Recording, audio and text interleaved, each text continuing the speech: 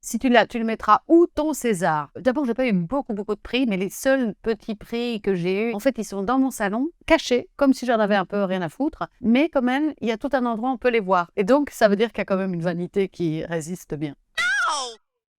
Wow! Wow! Tiou! Boing! Toi, quand tu as appris que tu étais nommée dans la catégorie de la meilleure actrice pour ton rôle dans Revoir Paris, il y a les bonnes résolutions de janvier. Les bonnes résolutions de janvier, c'était pour ma part, vu que j'ai plus fait de sport depuis 2004, c'était de me remettre au sport. J'ai un coach et tout ça, comme les actrices ont parfois. Donc, je trouve toujours des moyens de parler d'autres choses. Tu as entendu les nouvelles ce matin, c'est quand même terrible ce truc-là. Enfin, j'essaie de faire diversion. Et là, franchement, la diversion est arrivée quand les résultats sont tombés, parce que j'ai eu des messages et tout. Je fais, attends, parce qu'il y a les résultats des Césars et j'ai pu comme ça échapper une série d'abdos fessiers. Donc franchement, je voudrais être nommée 3 fois par semaine. T'en as pensé quoi de l'idée de la présentation collégiale des Césars? Vachement bien. En fait, il y a peut-être un petit truc qui résiste quand même dans les Césars. C'est une sorte aussi parce que les gens sont mal à l'aise, machin, etc. Et puis c'est spécial en fait, cette idée d'une personne qui va avoir une récompense. Ça ne représente pas un truc forcément juste. Mais l'idée, ça serait quand même d'en faire une fête. Moi, j'ai regardé ça quand j'étais petite et il y avait l'idée, une sorte de chose collective et festive. Donc l'idée de faire une présentation collégiale, ça enlève cette espèce de mur de la défiance des acteurs qui sont là en regardant le truc comme si c'était pas tout à fait leur histoire. En fait, c'est leur histoire, ils vont d'ailleurs monter sur scène, eux aussi. Tu t'es dit quoi quand tu as appris que tu étais la remettante du César d'honneur?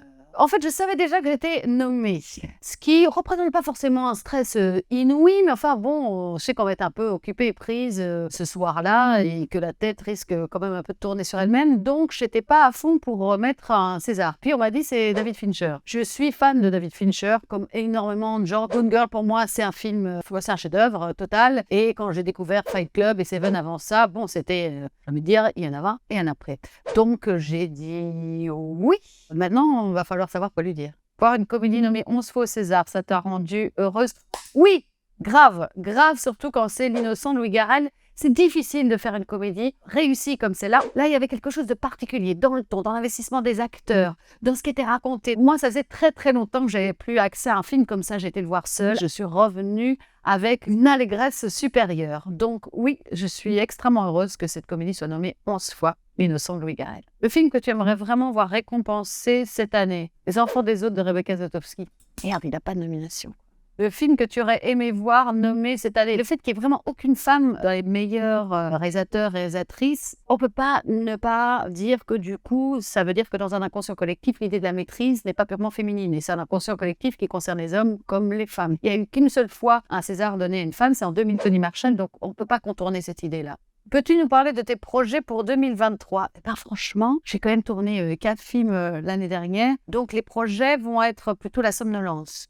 Tu le sens comment ce vendredi 24 février 2023? D'abord, je suis une grande habituée d'être nommée et donc de ne pas l'avoir eu. Alors, il y a plein de gens qui me plaignent, comme si vraiment je vivais une tragédie, ma pauvre et tout ça. Bon, moi, je me dis, cette régularité dans le fait d'être nommée, c'est sympa aussi, franchement. Et je suis bien constituée dans le sens où à chaque fois, c'était une fête et il s'agirait quand même d'essayer de prendre la joie qu'on peut ressentir, mais quand même une légère distance aussi. Si vraiment vous êtes persuadé en disant que vous êtes la meilleure, là c'est qu'il y a un petit pet au casque, quoi. Et puis même, c'est pas, je veux dire, on l'a, j'imagine qu'après on n'en vit pas pendant 3 mois dans la joie avec son César et qu'on s'embrasse et tout ça.